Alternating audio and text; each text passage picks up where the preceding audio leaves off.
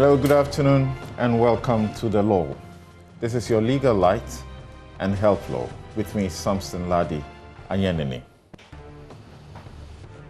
We are asking everyone to treat the decisions about where they go, what they do, who they meet as life and death decisions, because that's what they are. And that's according to the UN's boss. How are you treating your decisions about wearing this piece of cloth?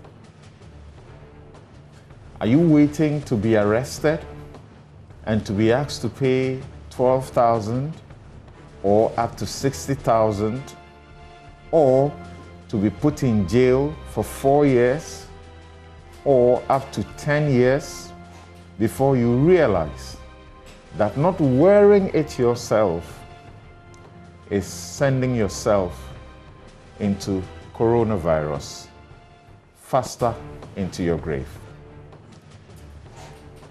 This afternoon, we discuss how to ensure full compliance with the mask. We'll be right back.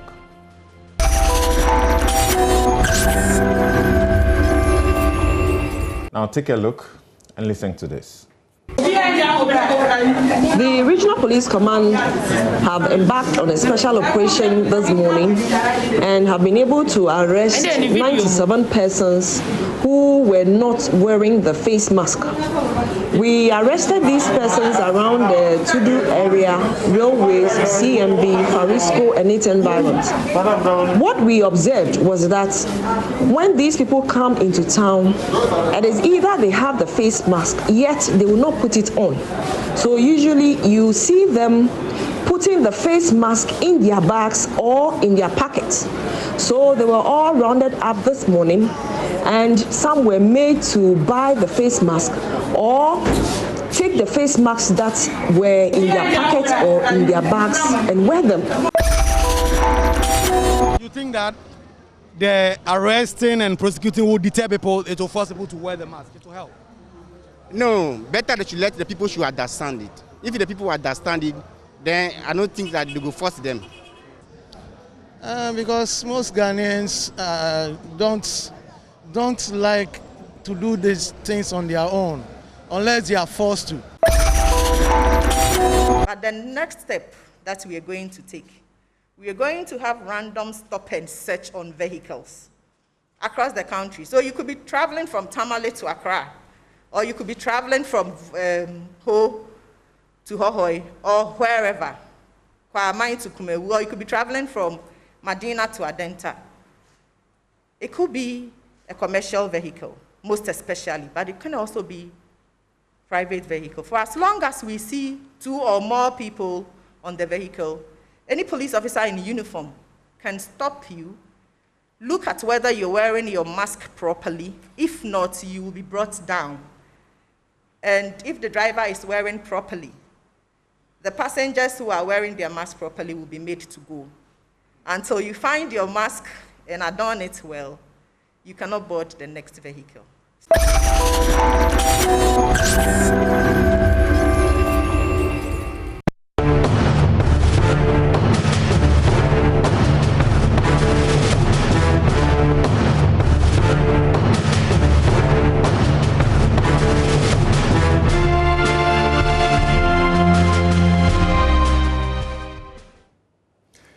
So you have been looking at the statistics regarding the arrests that were made by the police, and also listening to Superintendent Sheila Kessie Abeye Bachman tell us about the numbers. After the President gave the directive on the 17th of January for the police to ensure full compliance with the wearing of masks, which is an offense if you don't, if you are in a public space, they began, and immediately they arrested 961 persons for not wearing their mask. Why are you not wearing the mask? I don't get it. 330 of that number are persons within the Greater Accra region only. 484 were giving verbal caution, as in, go and sin no more, without any punishment. 477 were giving written caution and then granted bail, meaning there's some record waiting. Next time you are found, you'll be a repeat offender, and they will not take it kindly with you at all. They have been very benevolent this time, but next time, will they be that kind? So this afternoon, you join us and tell us why you are not wearing that, what was I about to say? The damn mask. Just why are you not wearing it?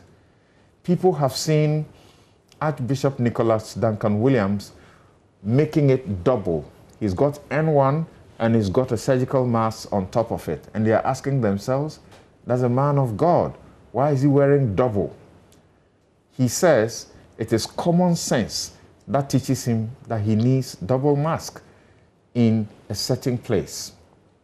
So join me and the police and a couple of lawyers to do this discussion this afternoon. How do we ensure full compliance with wearing of the mask?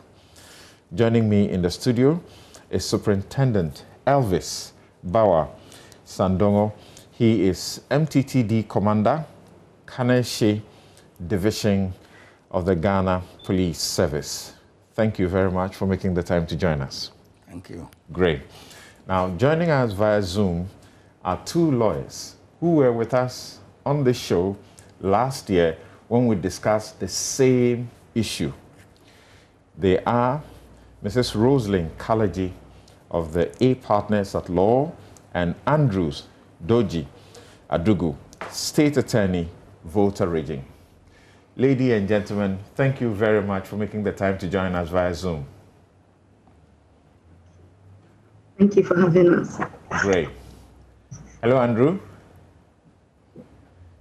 Okay, so we'll fix Andrews and get him to join us shortly. So let's begin with you, Elvis. The president said, enforce the mask wearing, and you stepped out.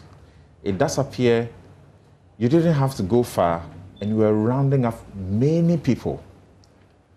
What did you discover was the reason why they were not complying with the mask wearing? And why were you so lenient instead of letting the law deal with them the way the law says it has to be? Well, thank you. I think that the reasons for not wearing the masks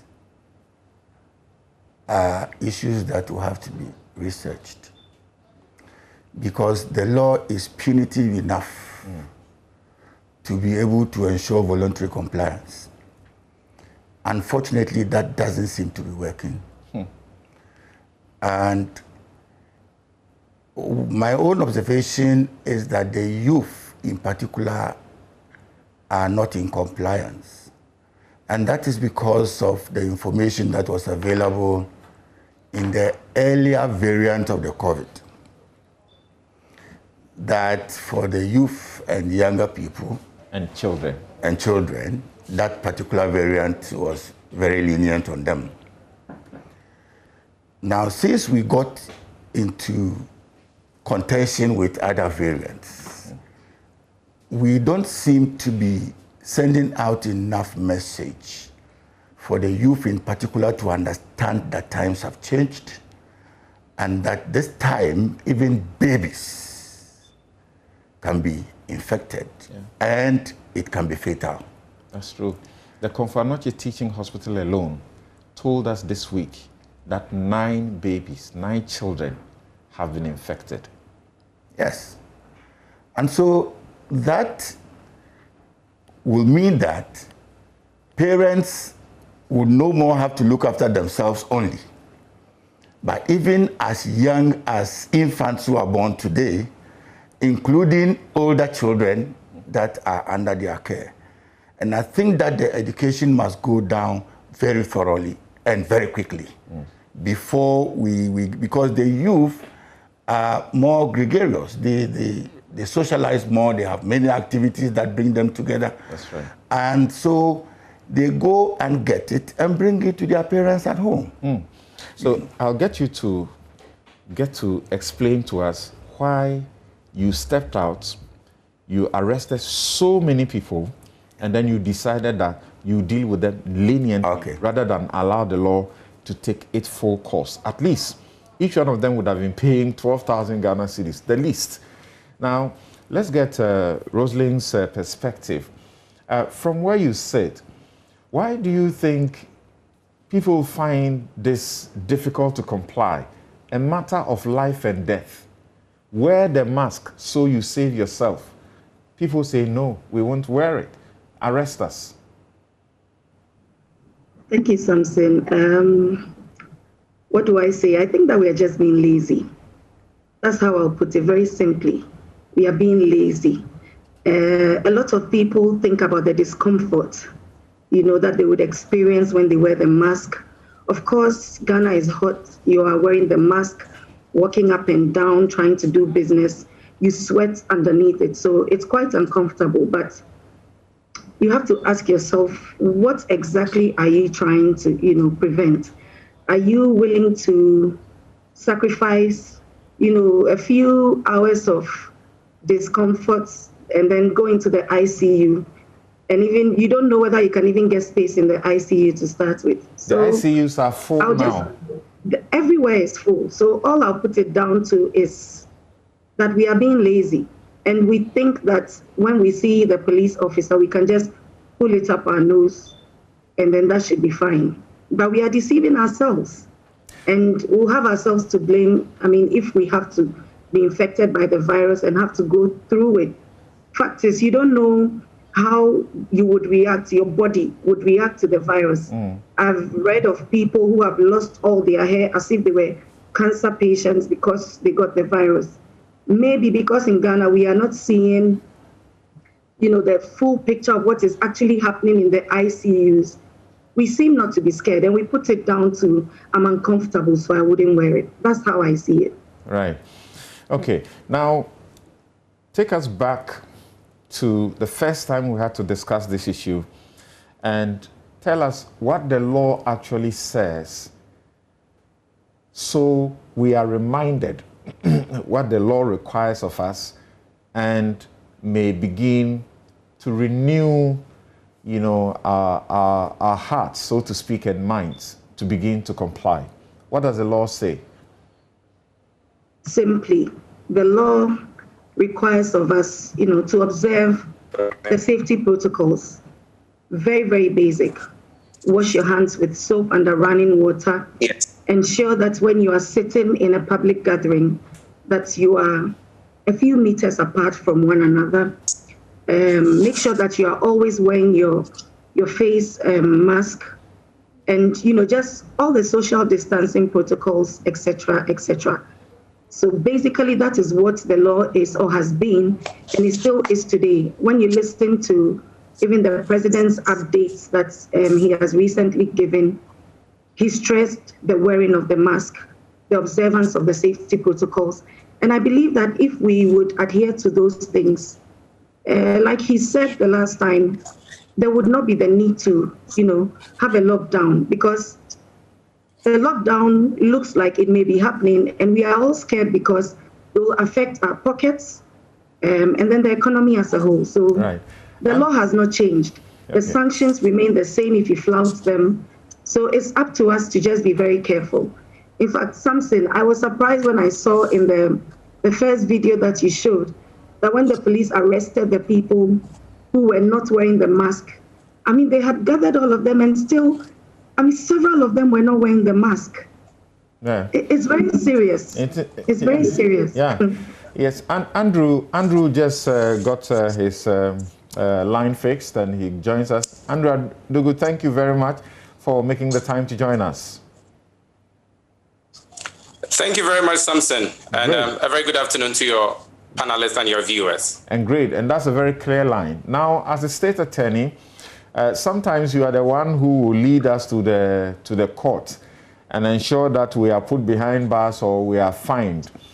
What exactly are we looking at if we disobey the law on wearing the mask once we step out of our homes? Well, as the requirements of the Imposition of Restriction Act states, and the EI which made mandatory or an offense if under the provisions of the Imposition of Restrictions Act, you're looking at between 4 years and 10 years in prison, or a fine of 12,000 to up to 60,000 Ghana cedis if you do not comply with the directive of wearing nose masks. So in your mind, why do you think people are simply not complying? The police steps out and within minutes they sort of need a bus to carry the people to the police station.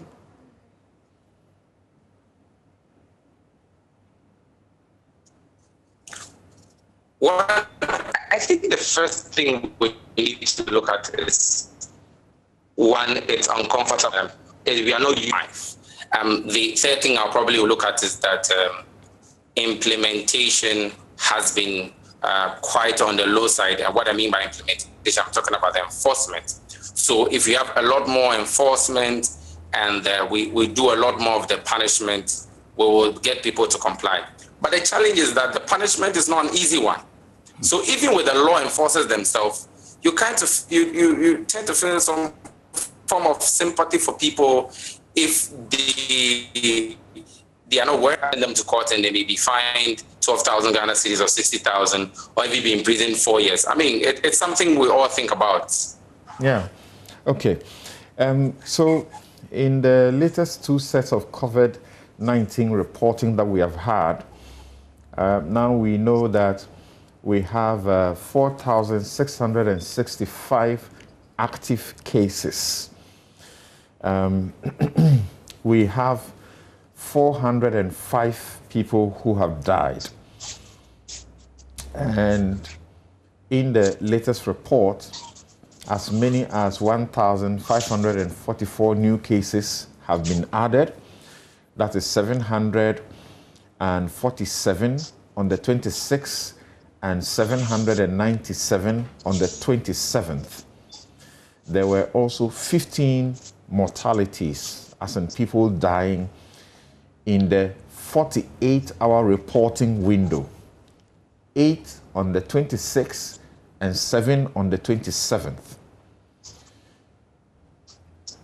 So why are you arresting them and telling them, go and sin no more? If you do it again, then we will now punish you. Why are you doing that? And you are actually cautioning. In most cases, you are not arresting. You are telling them to do the right thing and giving them the education, but it is in the extreme situations that you decide to arrest. Why? Well, we have to be very clear that one cannot be careful enough as a police officer, because the law provides for processes of arrest. And so you cannot arrest from a distance. So regardless of the risks that is posed to you yourself as a police officer, you also want to minimize the risk to other inmates in the cells. And believe you me, already there are other offenses that have crammed up our cells. And it will be very unfair and against all public health measures for you to arrest somebody who is violating a simple rule of not wearing a mask, which also means the person could be infected, and go to place him in a cell where you have other inmates. That is a risk too high for those inmates to pay or to bear. And so we have decided to widen the scope by going into the public education, awareness raising, sensitization scope.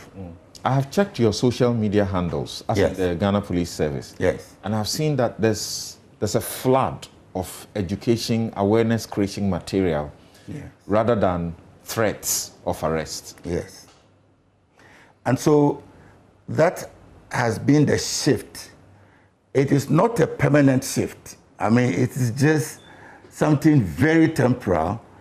So at least whilst we do that, we also look for other means of ensuring that when we round people up for flouting these regulations, we would have places where we can put them and also limit the possibility of cross-infection, you know. And so it is a very complex situation that we have to manage.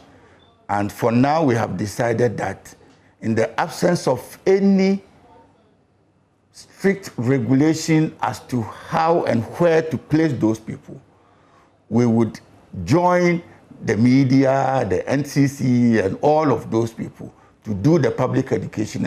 After all, our work actually stands on a tripod, you know, for us to succeed. Explain that. I mean, what I mean is that it has a teaching wing, a persuasion wing, and a coercion wing. Okay. You know, and so we are free to implement either or all. Teaching, persuasion, and coercion. Coercion. Yes. Okay. You know, and so depending on where we find ourselves, there are certain crimes that we will have no choice than to arrest and incarcerate. Mm-hmm. But here we are looking at it as a serious crime, and yet it could also lead to a danger to others through us. So what are we to do? And so that is why we have decided. But the person who is not complying, yes, is a danger to himself or herself and others. And to others. Yes. That person needs to be punished. Yes. So in this case, the danger to himself is sufficient. But then not through us. We can't let him pass through us to become a danger to others. Rosalind and Andrews, I start with Rosalind. What do you think of the police's approach? I think that right now that is one of the things that they can do to, you know, tell them go and sin no more, caution them verbally, or we note your offense, and then if we have to pick you up another time, then we may escalate, you know, what we have to do. But I believe that for the average Ghanaian, it is true that the sanction as it is right now for flouting the protocols is quite steep. So we have to be looking at other means, you know, to enforce. And the 12,000 and 60,000 and 4 years to 10 years, I mean, the officer has said it all. It will be very difficult to pick up someone who is not wearing his mask, who you don't know whether he's already infected, and then place him in custody with other people who may not have the virus already. So I think that we should explore, you know, we should be exploring other means of enforcement. What do you mean by other means of enforcement? Yes. There's been the talk of, you know, spot fines in other areas in Ghana.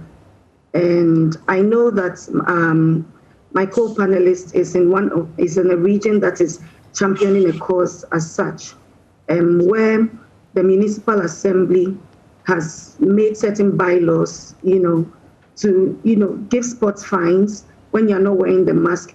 And I think that is self-sustaining, because then the spot fines end up, you know, funding the purchase of the mask that you'll be given.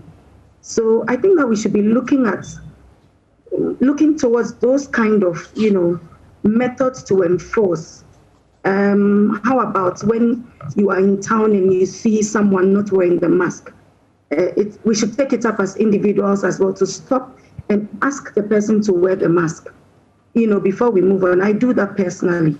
When I'm on my way to the office and I see, especially when the students reopen school, most of them, you see that they are waving the mask, they are walking with it, I stop and tell them, put on your mask. I make sure they do that before I drive on. They may take it off, along the way, but we should be looking at other methods, because the average Ghanaian can truly not pay the 12,000.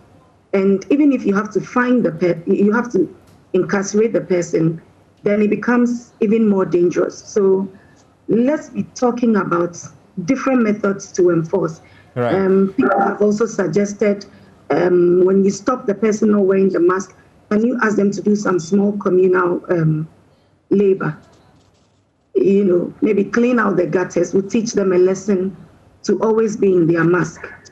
Because if they feel embarrassed by that, because for punishment, you want to deter the person from, doing the crime, and you want to rehabilitate the person when you've sent him to prison and he's back out. But we have a challenge with the rehabilitation aspect, because if the person is infected and he goes in, then you pose a whole danger to the whole, prison. Yes. Okay. So deterrence. Andrews. With regards to deterrence. Okay, I'm sorry. Finish that point and let me get Andrews. Yeah. Yes. With regards to deterrence, also, the fine is still too steep. So I believe that we should be looking at some spot fines, lower amounts that you can take on the spot, and then it would, make the person know that if he doesn't wear the mask, he's going to be fined for it on the spot. So, Andrew, I find that, Superintendent Sandongo is nodding repeatedly to the suggestion of other alternatives, because already they are emphasizing the first leg of their tripod, as he said, teaching, persuading, first and second, rather than the very last, which is coercion. Now, Rosalind also refers to what you guys began in the whole municipality, but that was when there was not a law mandating mask wearing and punishing for it. What is the situation now? Or that law, bylaw, coexists with the EI and the Imposition of Restrictions Act?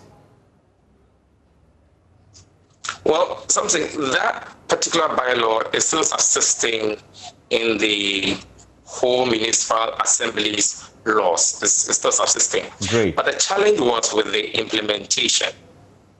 Once government came in with this particular law and making it a criminal offense, the implementation by the whole municipal assembly, it just died down. I understand the position of the police, that they find themselves in a very difficult situation.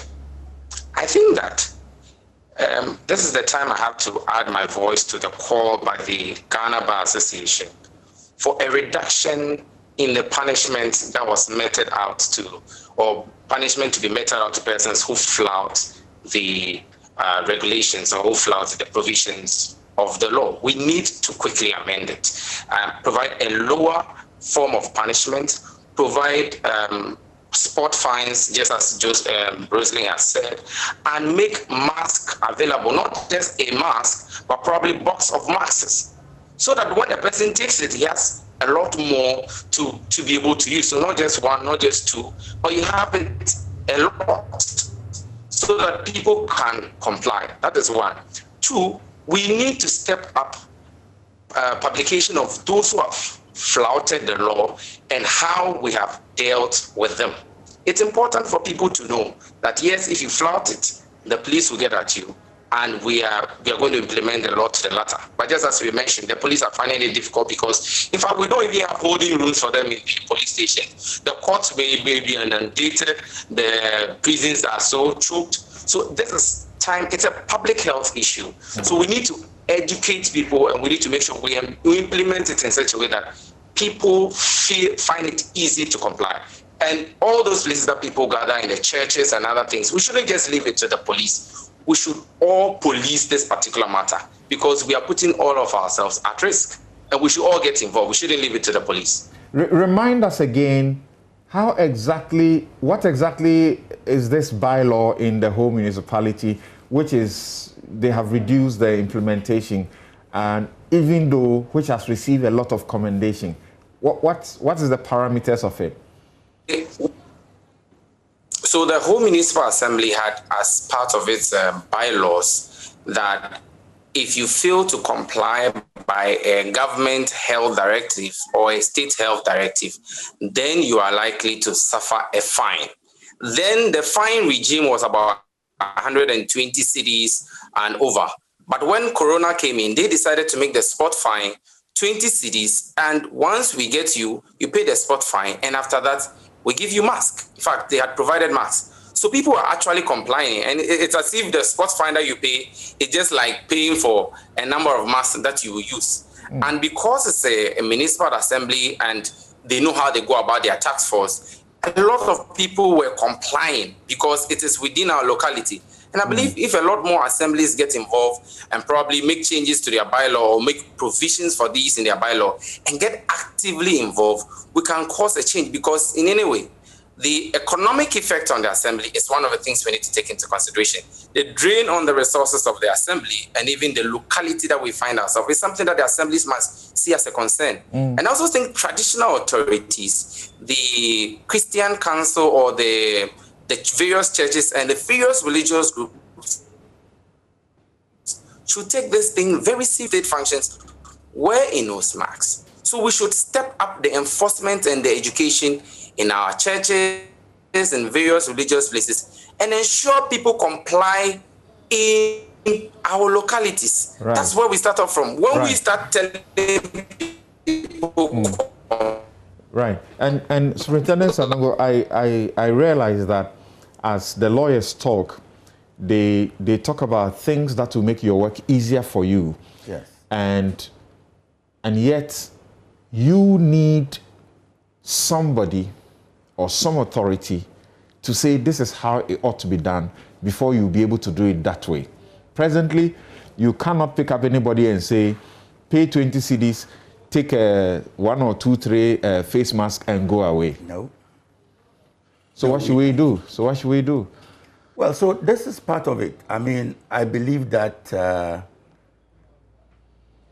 I am a state party and we've been speaking at the appropriate forums. And I'm sure very well that this program also goes very far and people are listening. I have always been a proponent of non-custodial sentence. In fact, I wrote a paper on it 2003 where we held a meeting with Shraj, you know, because we've come a long way. I mean, prison sentence, even death sentence has not prevented people from committing crimes, you know. And so the earlier we start looking at alternatives, the better it will be for all of us. And Mr. Adugu says that the Ghana Bar Association has made that appeal, but in the midst of all that, we realize that even the courts, you will see, have issued this circular and guidelines discouraging custodial sentences and putting people into cells and the prisons and encouraging bail. Yes. And that is to serve the purpose of what you were talking about. That's right.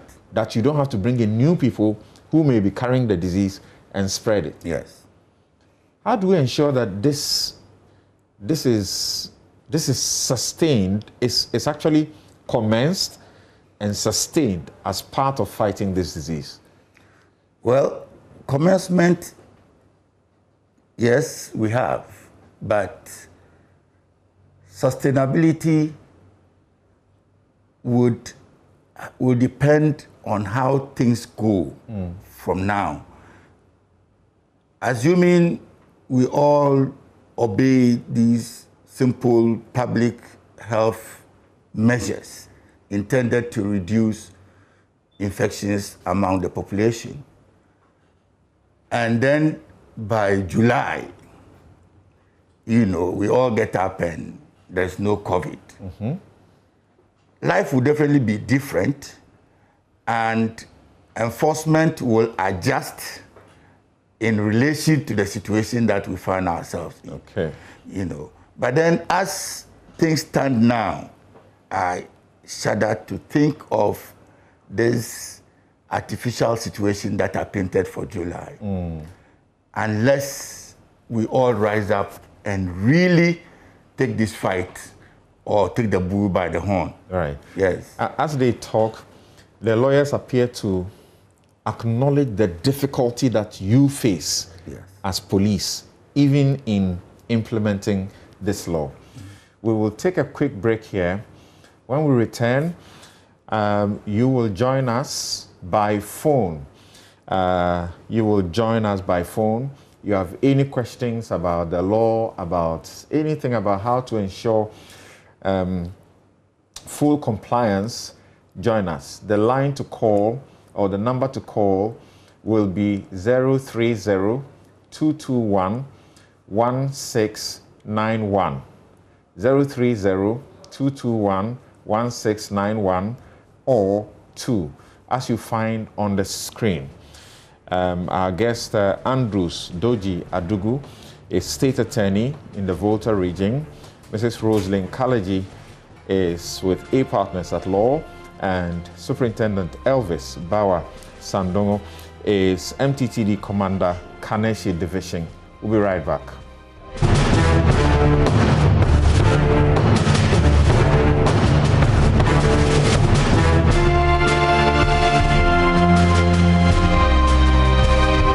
You're welcome back. This is The Law. It's your legal light and health law. I'm your host, Samson Ladi Anyanini, and my guest, Andrews Doji Adugu. He is state attorney in the Volta region. Mrs. Rosalind Kalaji with A Partners at Law, and Superintendent Elvis Bawa Sadongo is MTTD Commander, Kaneshi Division. Philip, you're our first caller. What's your question? What's your contribution to ensuring full compliance with wearing the mask? Thank you. You're our first caller. What's your question? What's your contribution to ensure wearing the mask? Thank you very much. I'm very grateful.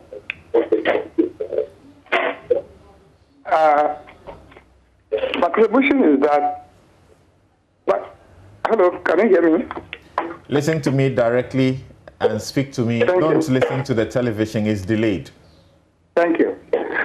My contribution is that by now we should have created something like COVID-19 farm in the country, so that all those who are not obeying the protocols by wearing the mask, they are caught by the police and they are taken to the farm to work. If they do this, it would decongest ourselves and our prisons as well. We are not using the prisoners well, and all those who are committing some small crimes in the country very well. Thank you very much. This is my submission. Thank you, Philip. So, hello, John. Let's hear you. The law, as stated, as the panel said, is too high. At least they should reduce as who is doing. And one thing we should also look out for is that some of the health staff too are also tired because the government promised them and they've not fulfilled. The frontline health staff package they were talking of 50% for the 9 months. It's only 3 months that have been paid to OT. And those Volta already, they haven't even received at all. Thank you for that. Thank you for that. But that has thank you for that. But that has no correlation with ensuring full compliance with wearing of the mask. Hello, Bishop. Let's hear you. Yes. Good afternoon, Samson. And this is a great job. I think this thing demands collective responsibility.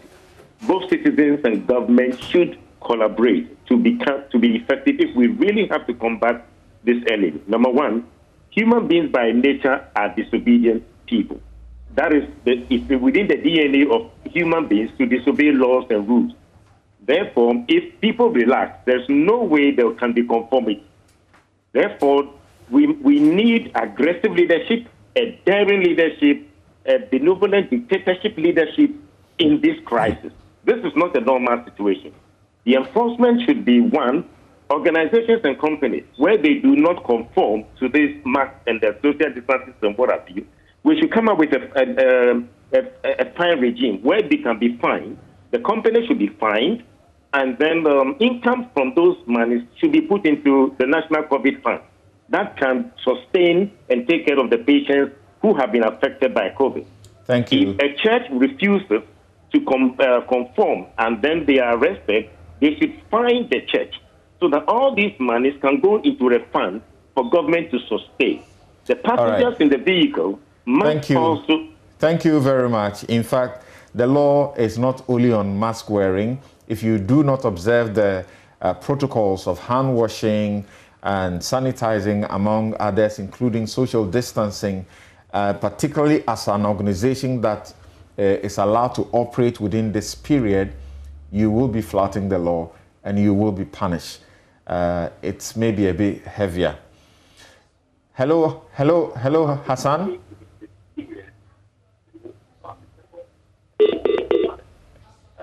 Hello, Hassan. Hello, Kweku. Hello. Yes, Kweku, let's hear you. Yes. I think it is good afternoon for a very good program. Yes, I just want to support what the whole municipality is doing. Because just yesterday at First Light and Condition, I was driving those guys who sell yam by the roadside. I saw him just coming towards my car without a mask.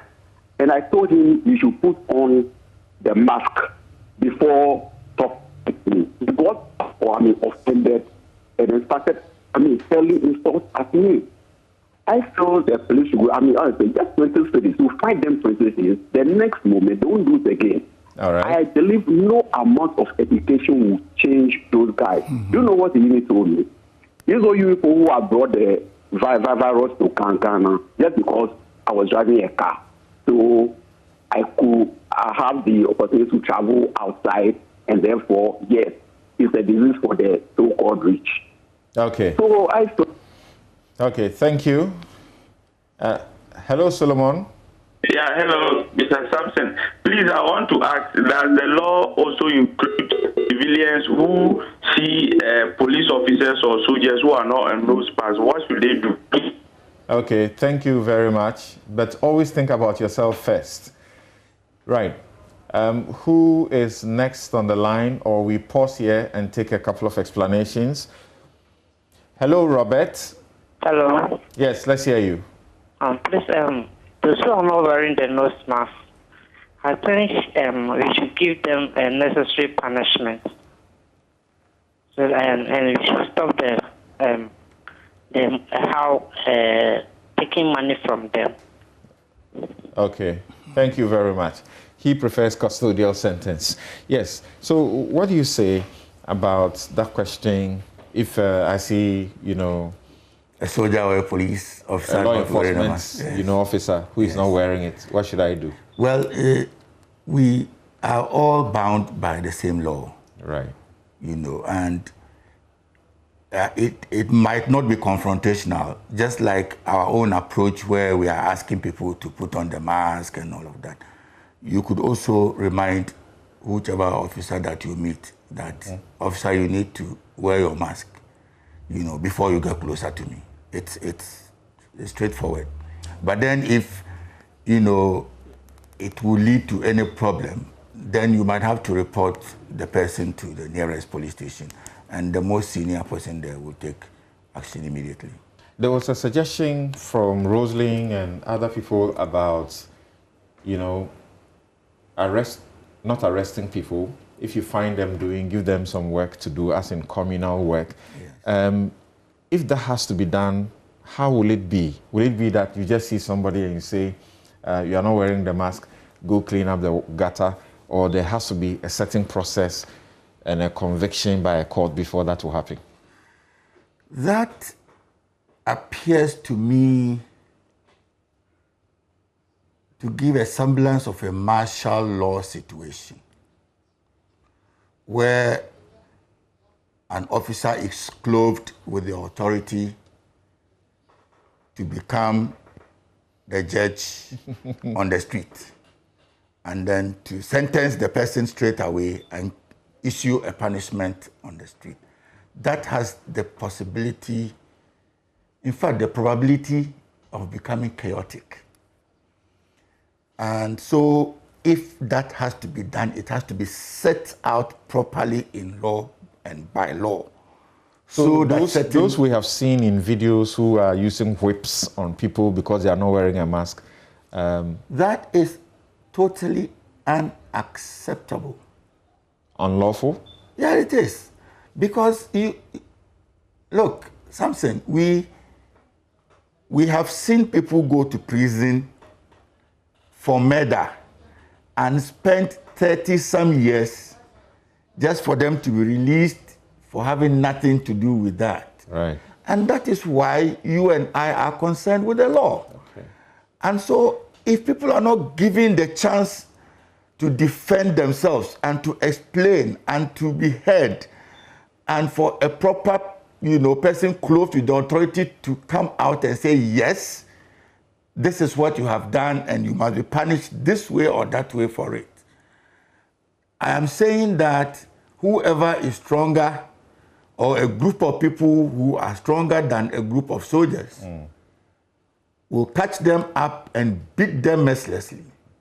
And then we will descend into the realm of chaos. All right.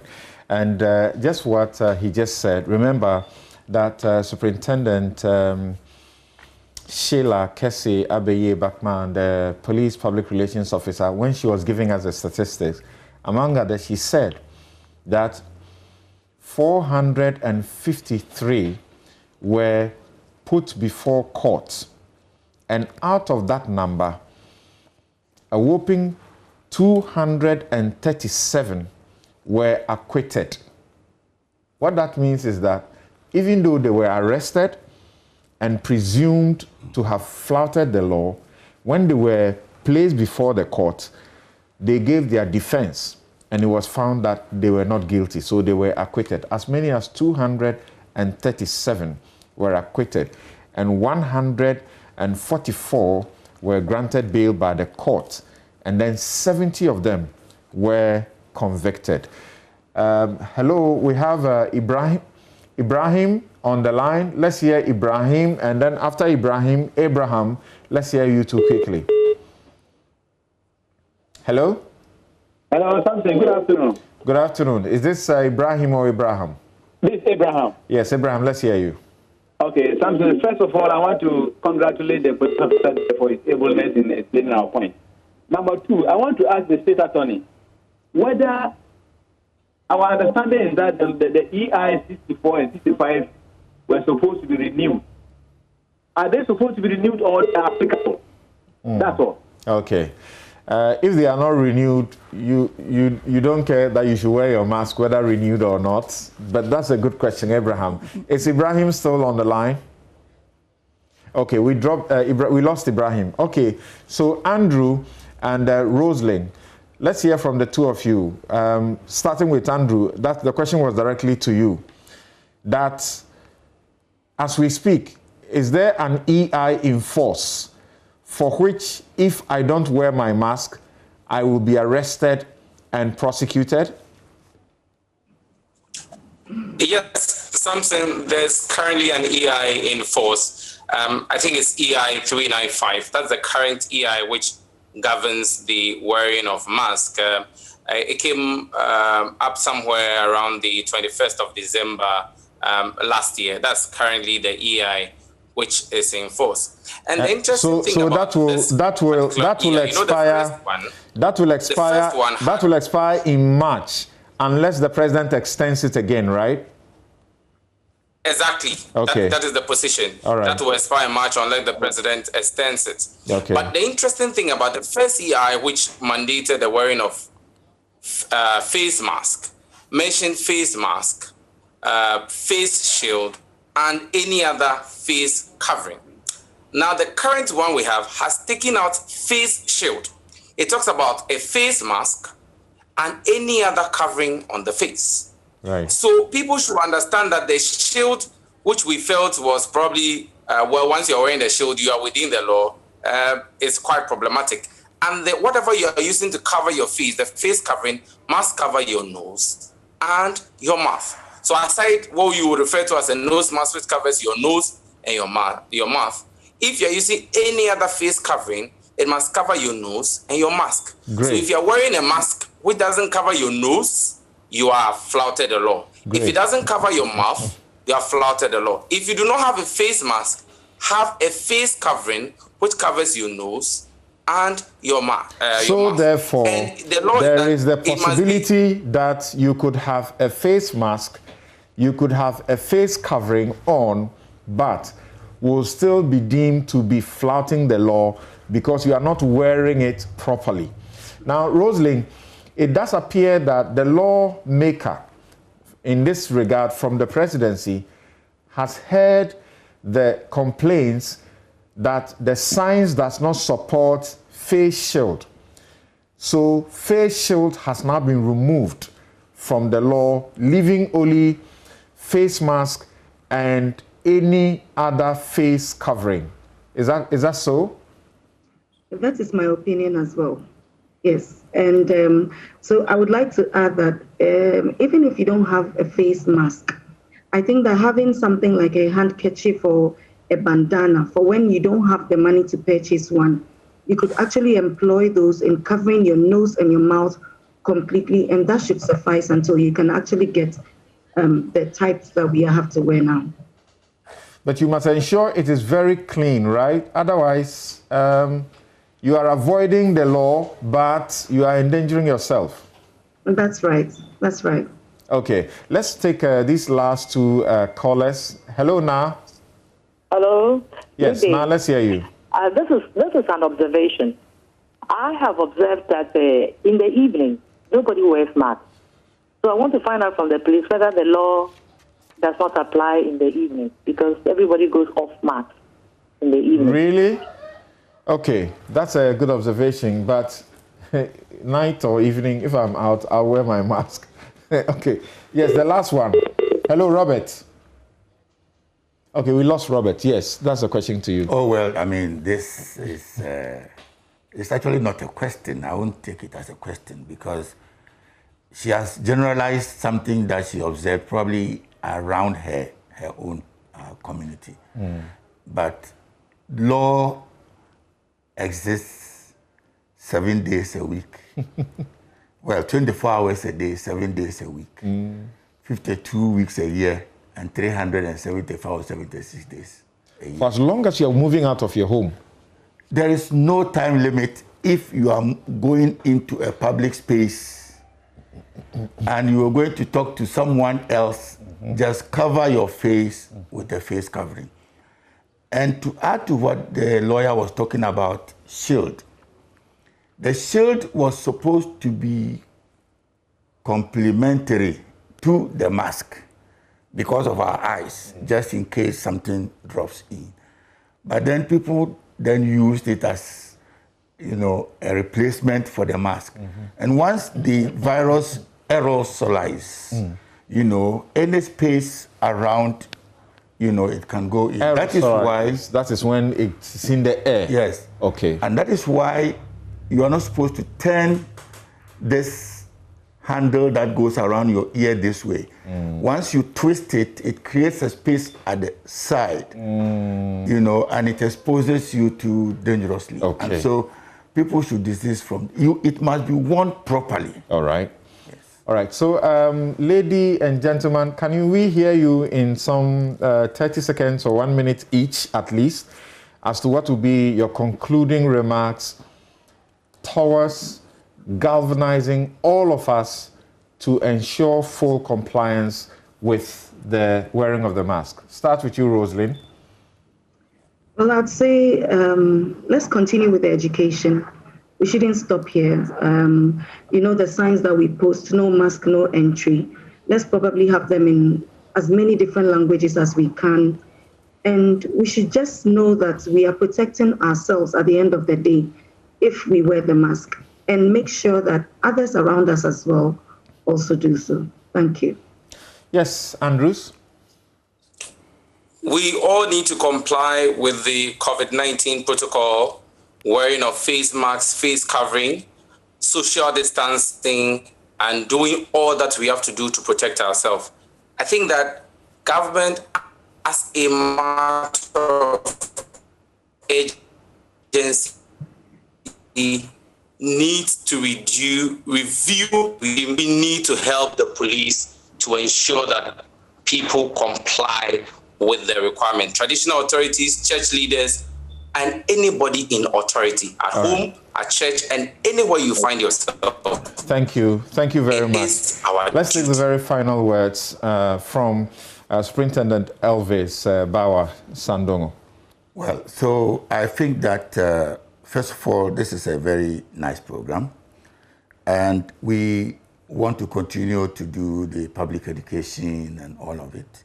We are hopeful that government will speed up all the processes to ensure that compliance becomes easier, and also for our work enforcement to become more meaningful to members of the public. So as we keep doing it, we are very sure that in no time, Ghana will become a better place for all of us. Thank you so very much, all of you. And don't forget that as we speak, still, public gatherings, including beaches, festivals, pubs and bars, hotel bars, funerals, cinemas, movie houses, nightclubs, large political gatherings and rallies, and large religious gatherings such as crusades, pilgrimages, and conventions have been suspended. It is only a funeral that you can have with 100 people. Your mask can be your savior. My guests have been Superintendent Elvis Bawa Sandongo, who is MTTD Commander, Kaneshi Division of the Ghana Police Service, Mrs. Rosalind Kalaji of A Partners at Law, and Andrews Doji Adugu, State Attorney in the Volta region. I'm Samson Ladia Yanini. This has been The Law. It's your legal light and health law. See you next week, God willing. Thank you.